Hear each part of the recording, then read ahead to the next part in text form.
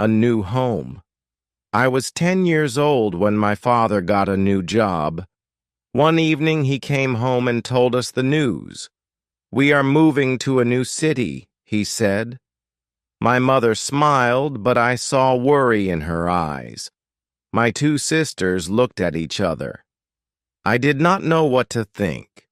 Moving to a new city sounded big and strange. We had lived in the same house all our lives. It was small but warm. Our neighbors were kind and the streets were familiar. I knew every corner of our neighborhood. I knew where the best trees were for climbing and where the best spots were for playing hide and seek. My school was close to our house and my best friend lived next door. The idea of leaving scared me. The next few weeks were busy. My parents packed boxes every day. My sisters and I helped, but we were sad. We found old toys and books that we forgot we had. We sat on the floor looking at them, remembering old times. My mother told us to put them in boxes, but I did not want to. Packing felt like saying goodbye. Every day I walked around our neighborhood, trying to remember everything. I touched the trees, the walls, and the door of my school. I wanted to keep the memories in my heart. I sat on the steps of our house looking at the street. The place felt different now. It was still our home, but soon it would not be. Then the moving day came. A big truck stopped in front of our house. The driver got out and smiled at us. My father talked to him while we carried our boxes outside. The truck was big and empty, waiting to take all our things. My mother held my sister's hands. My father checked everything. I stood by the car looking at our home one last time. The windows, the door, the small garden, all of it was a part of my life. I wanted to take one last walk around the house, but there was no time. As we drove away, I watched the streets pass by. The shops, the park, and the houses became smaller and smaller. I felt like I was leaving a part of myself behind. My sisters were quiet. My mother looked out of the window. My father kept his eyes on the road. A new life was waiting for us, but I did not feel ready. I did not know if I would like the new city. I did not know if I would make new friends. All I knew was that everything was about to change. The car ride felt long. I sat by the window watching the world outside. The roads stretched far and the trees blurred as we moved. My sisters sat quietly. My mother held a small bag on her lap. My father drove without saying much. The car was full, but it felt empty. I thought about my best friend David. We used to play together every day after school. We built forts, raced in the park, and shared secrets. I wondered if he missed me already. I wanted to tell him one more story, to laugh one more time, but it was too late. My new school would have other children, but would I find a friend like David? Hours passed. The sun moved across the sky and the light changed. I closed my eyes and tried to sleep, but my mind was too full. I remembered my old house, my small bed, my favorite chair. I wondered if someone else would live there now. Would they change my room? Would they paint the walls a different color? The thought made my chest feel heavy. We stopped at a gas station. My father filled the tank while my mother bought sandwiches. We ate in the car, but no one talked much. The food tasted different, or maybe it was just my mood. I chewed slowly, looking at the road ahead, It was long and straight, leading us somewhere new. As we continued, the sky turned orange and pink. The city was getting closer. The buildings grew taller, and the streets became busier. Cars moved fast, lights flashed, and people walked quickly on the sidewalks. It was nothing like our quiet neighborhood. Everything looked big and strange. Finally, we reached our new home. The building was tall with many windows. The streets outside were loud with honking cars and talking people. My father parked the car and we all stepped out. My legs felt stiff after the long ride. My mother held my sister's hands as we walked to the entrance. I looked up at the sky. It was the same sky, but everything else was different. Inside, the apartment smelled new. The rooms were empty, waiting for us to fill them. The walls were white, the floors shiny. My sisters ran to see their new room. My parents started unpacking. I stood in the middle of the living room, feeling like a stranger. This was home now, but it did not feel like home yet. That night I lay in my new bed, staring at the ceiling. The sounds of the city were loud outside. Cars, voices, footsteps. It was nothing like the quiet nights I knew. I turned on my side, pulling the blanket up. I missed my old room, my old street, my old life. I wondered how long it would take for this place to feel like home. The next morning, I woke up early. The city was already awake. I could hear cars outside, people talking, and footsteps in the hallway. It was different from my old home, where mornings were quiet. I sat up in bed and looked around. The room was still unfamiliar. My suitcase was in the corner, and my clothes were still inside. At breakfast, my parents talked about their plans for the day. My father had to start his new job, and my mother needed to unpack. My sisters ate quietly. I just pushed my food around my plate. I did not feel hungry. Everything felt new, but not in a good way. After breakfast, my mother asked me to help her unpack. We opened boxes and took out plates, cups, and books.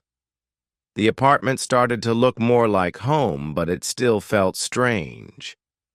I missed our old house, the wooden floor, the smell of my mother's cooking, and the sound of the neighbor's dog barking. Here, everything was different. Later, my mother sent me to the store. She gave me a list and some money. I put on my shoes and stepped outside. The streets were busy, full of people moving fast.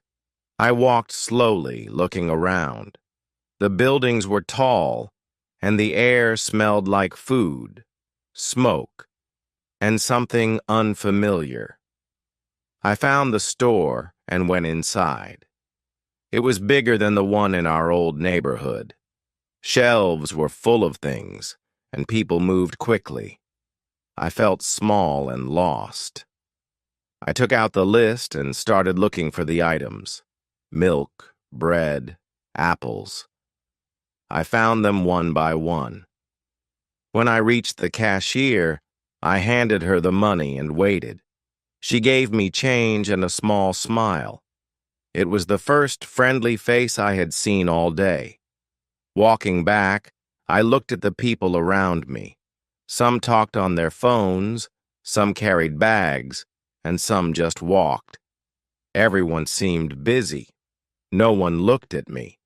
In my old neighborhood, people always said hello.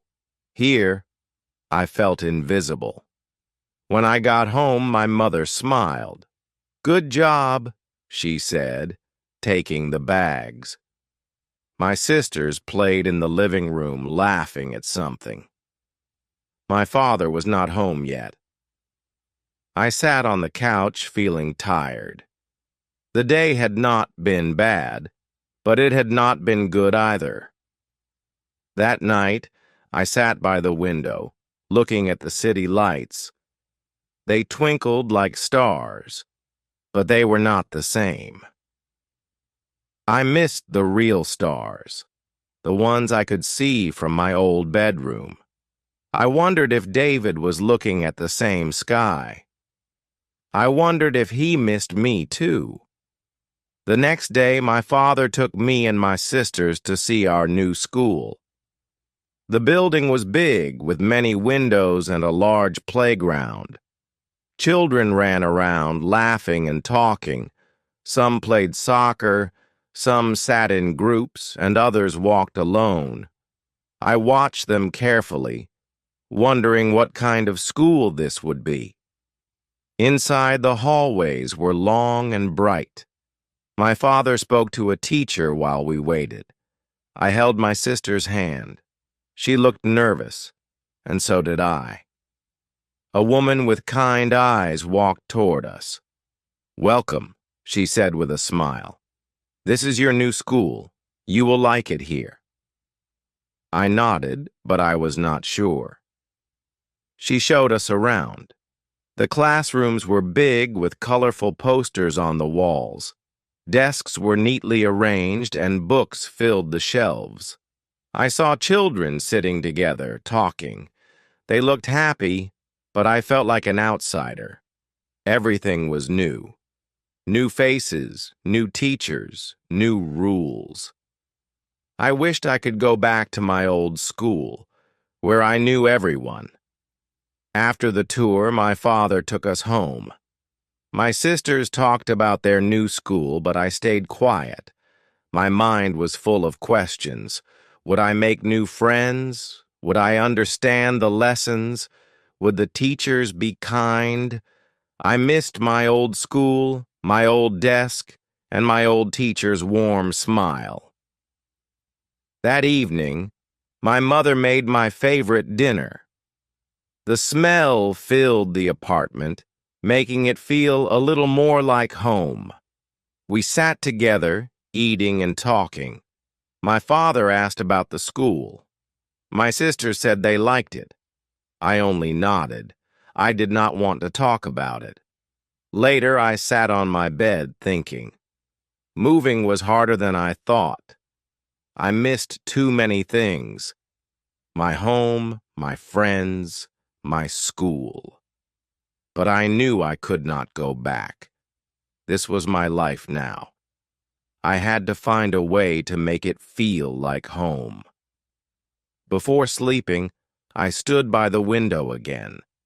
The city lights still felt strange, but they were starting to look familiar.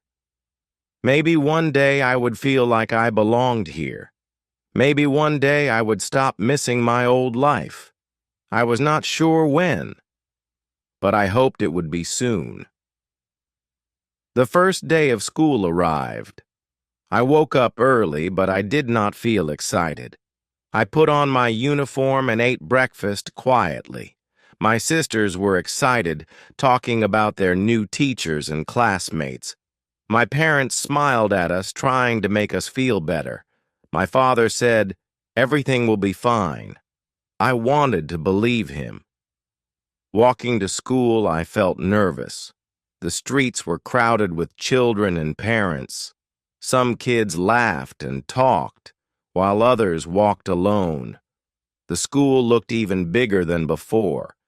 My sisters ran ahead, happy to start the day. I walked slowly, not ready for what was coming.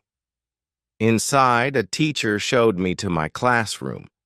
The room was full of students. Some looked at me, but no one said anything. I sat in an empty seat at the back.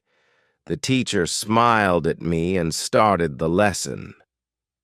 I listened, but my mind was somewhere else. The words on the board looked different. The voices around me sounded unfamiliar. At lunchtime, I took my food and sat alone. The cafeteria was big and noisy. Children talked and laughed in groups. I missed David. We always sat together, sharing our food and telling jokes. Here I had no one. I ate my lunch quietly, wishing I could be somewhere else. The afternoon felt long. I watched the clock, waiting for the day to end. The lessons were not hard, but I could not focus. I kept thinking about my old school. There, I knew everyone. There, I felt comfortable. Here, I felt lost. When school finally ended, I walked home alone. My sisters ran ahead, talking about their new friends. I listened but did not say much. My mother asked, "How was your first day?" I shrugged. It was okay. I did not want to tell her how lonely I felt. That night I sat by the window again. The city lights blinked in the distance. The world outside was full of people, but I felt alone. I wondered if I would ever feel at home here.